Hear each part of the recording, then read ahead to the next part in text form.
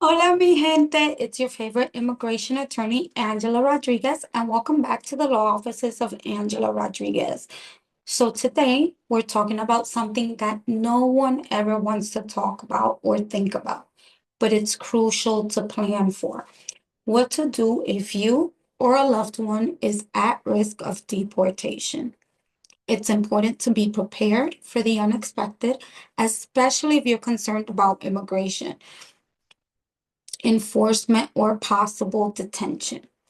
Deportation can happen quickly, and if you are at risk, having an emergency plan in place can make all the difference. So, today I'm going to walk you through some key steps you can take to protect yourself, your family, and your legal rights. Step one is to meet with a lawyer as soon as possible.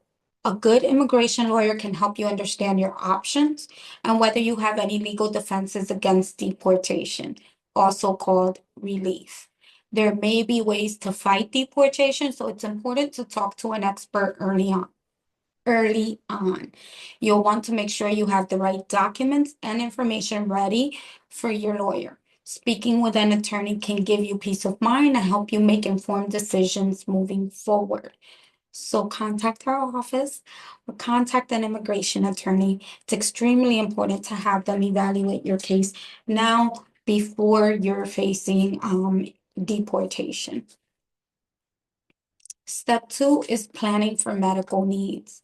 If you or a loved one has ongoing medical conditions, make sure to carry important medical information with you at all times. This includes the contact information for your doctors, a list of medications including names and dosages, any medical conditions that may need attention if you're detained. Consider giving someone you trust access to your medical information just in case they need help. They need to help you with your legal case or ensure you receive proper care if you are detained.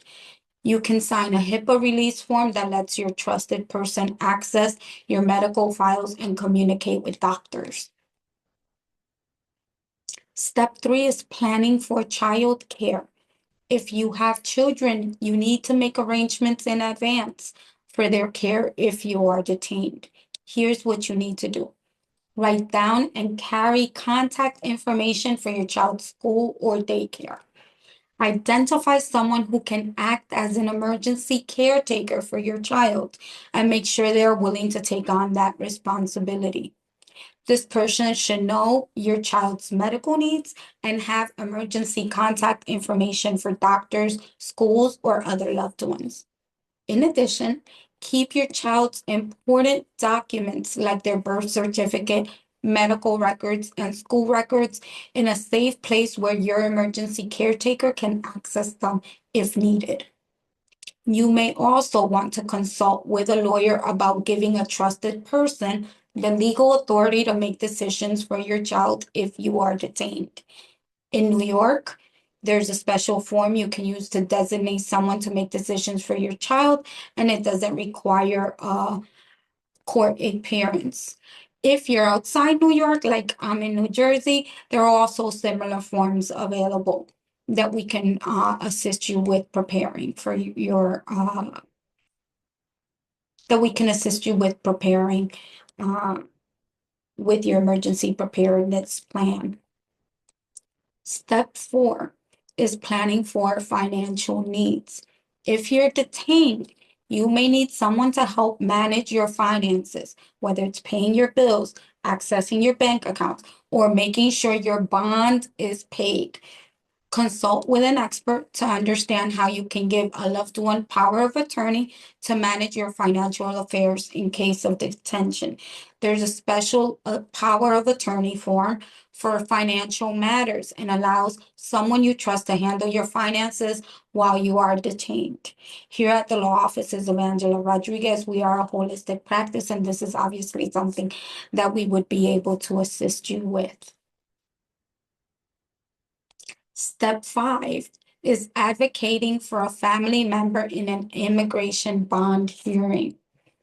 If your loved one is detained by ICE, you may be able to help them get released on bond while their immigration case is pending. To do this, you'll need to gather supporting documents such as letters of support and attend the bond hearing. It's important to know that bond hearings are an opportunity to show the judge why your loved one should be released, but you'll need the right documents and evidence to make your case. Step 6, organize your personal documents. This is probably one of the most important steps in your emergency preparedness plan. Keep your original identity and immigration documents in a safe place, somewhere only you and trusted people can access them. These documents include things like your passport, birth certificate, any immigration applications you've submitted, and your alien registration number if you have one. It's also important to gather any criminal history documents, such as certificates of disposition or your rap sheet. This information will be essential for a lawyer to determine if you have any defenses against deportation. Make copies of all your important documents and store them somewhere safe, like with a trusted family member or a friend in case you're detained. Now, this is going to sound a little odd because I am an immigration attorney, but because I am an immigration attorney and a trusted immigration attorney, I must tell you, avoid scams and frauds. Unfortunately, there are people out there who take advantage of immigrants in vulnerable situations. That's actually what led me to the practice of immigration law.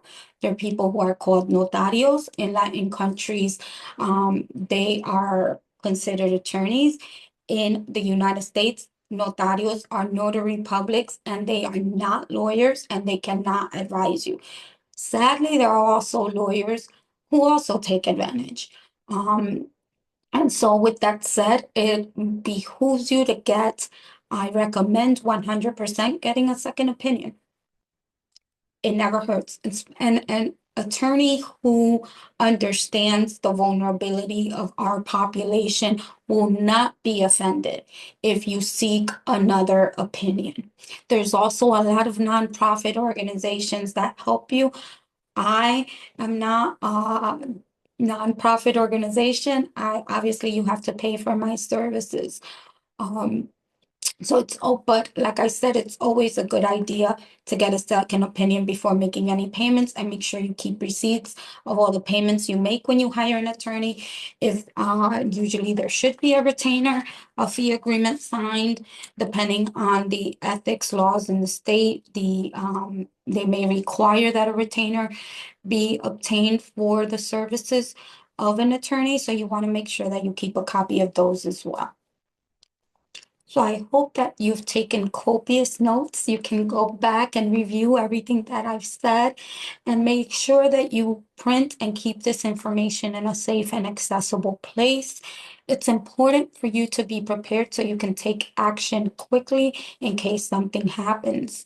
There are, like I said, nonprofit organizations that have preparedness tools. The Immigration Defense Project is one of them.